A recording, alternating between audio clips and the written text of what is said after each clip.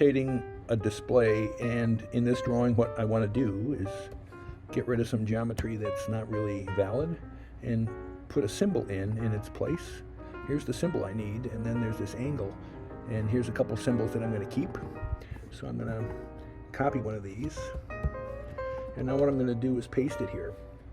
And I want this symbol at the same exact angle, but I don't want to have to stop and figure it out. And the easiest way is to replace this duplicate. Again, I made a duplicate of a symbol that's at the same angle, and I can say pick the symbol and then find the one that matches what I want to put in. Say okay, it's at 90 degrees, not a big issue. But you notice the one I duplicated is gone. I can throw that one away. I can take a few things out of this group. I'm going to take this along with me.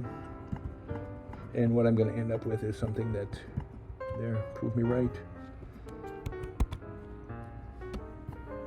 So now this is at the exact angle. I can grab the center, slap it on the center. Then I can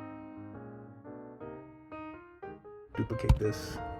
And all I'm going to do is use the move by points command and drop it in. So now I have an actual symbol that can be counted. I can look at this, I can say ungroup, I can pick one of these and say, oh, you're a symbol, it's wall 1050 by 2438. And then the end caps are already symbols.